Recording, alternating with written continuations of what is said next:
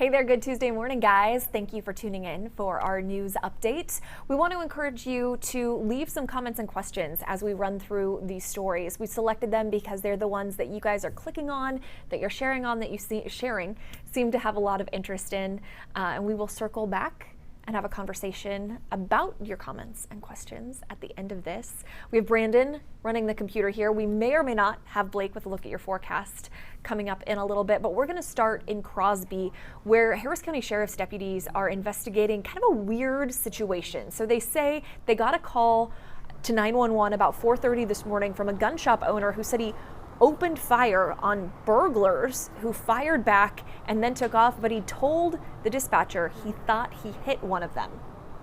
So 10 minutes later, 7 miles later, deputies found a man dead in the middle of the road near a car with the door open. And they haven't said whether the two are linked.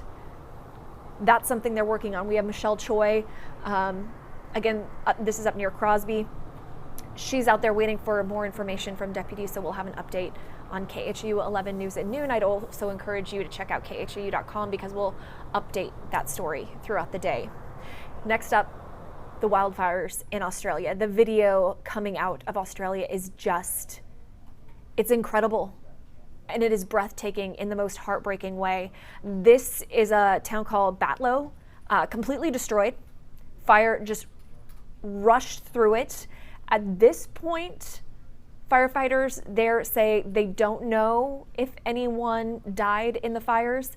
We do know that 25 people have been killed across the country, 500 million animals, and there are still about 200 fires burning. The cost right now is estimated at $485 million American dollars.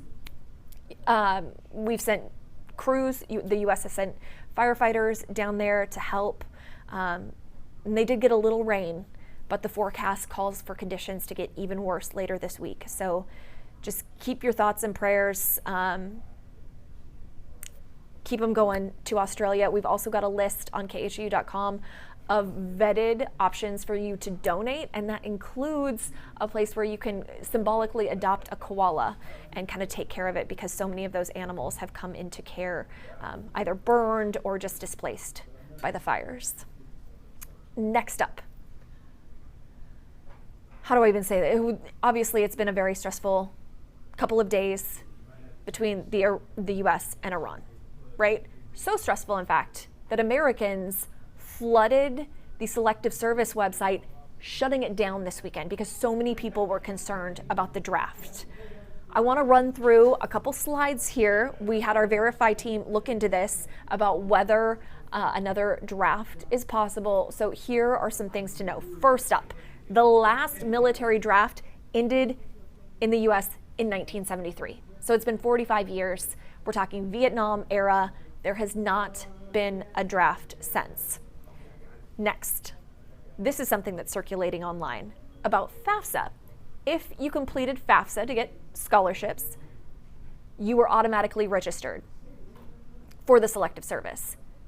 And this is true. If you are male between the ages of 18 and 25, it automatically registered you, because to not register in that age group is actually a felony. So, but this doesn't necessarily mean that you are going to be drafted. I just want to be really clear, because this is something that people have so much concern about. Next up, what happens to get a draft going? The president and Congress have to authorize the mobilization of the Secret Service. This comes during a national emergency, times of war. Again, hasn't happened in 45 years, since 1973. And so I want to hit this last slide, basically a summary. Again, the U.S. hasn't used a military draft in more than 45 years, and it would take multiple acts of Congress before people would be conscripted into military service. So I know this is something people are concerned about, hence why we crashed the Selective Service website. But just having that knowledge, I think, will help calm nerves a little bit. I covered this story this morning. So many of you wrote in and said nothing could make you ride Metro.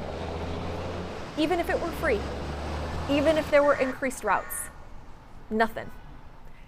The reason this was a topic this morning is because Metro is weighing whether to get rid of fares altogether. Right now it costs $1.25 for most people, but seniors, disabled veterans, young kids, they all ride for free anyway. A lot of cities have done this, have made public transportation free, but there's always kind of an offset. An expert with Rice University's Kinder Institute shared that Chapel Hill, North Carolina got rid of fares, except the University of North Carolina subsidized some of those costs for its faculty and students, and then the city also increased property taxes. So, you know, you kind of pay one way or the other. But I'm curious here, if the audience is a little different, would you ride Metro if it were free? Would that increase the chances that you'd hop a ride? I know I've only ridden light rail a handful of times, like coming back from a Texans game or rodeo, because it's really convenient in those circumstances, but not really to get around town much. So leave your comments, leave your questions. We will circle back to that. And finally, we're talking about Kailia Ojai being traded to the Chicago Red Stars. This came down yesterday. Kind of a bummer, you know, she's JJ Watt's fiance. She's done amazing things for the Dash. She was drafted number 2 back in 2014, and she set a club record for goals scored. She was traded for the 18th pick in the 2020 draft and defender Katie Naughton. So we're sad to see her go, but she's getting a lot of support from fiance JJ Watt. He posted on Instagram encouraging her, and she shared that Houston will always have her heart, because she spent a lot of time here, and yeah, her heart is here. The soon-to-be hubby. All right, let's check in with Brandon. Do we have Blake? No Blake. All right. Well, I got the forecast for you. He told me it was going to be a beautiful day, highs in the 60s. He is tracking some storms on, yeah, as you see that 80% on Friday. So, although it's likely is spelled wrong, rain is likely on Friday and kind of spills into Saturday. So keep an eye on the forecast as we approach those days. This is my first digital update that I've done in 2020. I don't think I've done this for like 2 weeks. Yeah, I felt betrayed.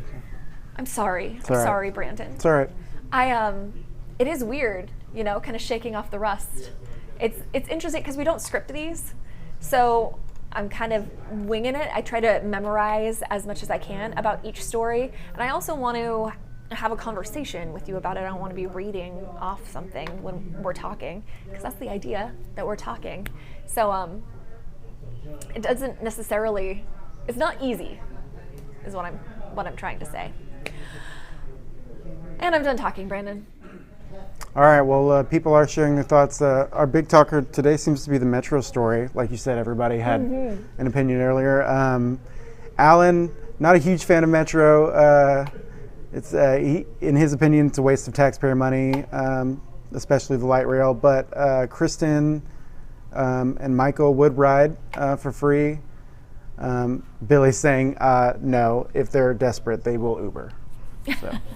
But I mean, free, guys. I just wish Metro had light rail to the airports. Yeah. And I know that's part of the plan with this bond that was passed in November. That's going to make a huge difference. But still, it's a 20-year plan. So it's not like those routes are going to be up and running next year. That's one of the things I really appreciate about, you know, Portland, Washington, D.C., any of those. You can hop the subway or light rail from the airport and get around pretty well. Any other comments? That seems to be a big one today. We've got, you know, a couple people chiming in on the draft. I think mostly just grateful that we are not being drafted, which, yes, as somebody in the age group, I definitely am. You know, and as a woman, it's something I hadn't considered. I remember that on FAFSA when I was filling it out, because it says if you're a woman, you can skip. I'm like, excuse me. And then you read it and it's like, oh, and you're well, like, oh okay. yeah, cool, yeah. Nah, I'll skip. You have all you want of that, Brandon. Yeah. All right, we'll have another update at 2:15 this afternoon. Tomorrow, I promise, I will be better and I'll have my thoughts together. Just, again, shaking off the rust. Brandon's shaking his head over there. I think he doubts me, but we'll see you tomorrow.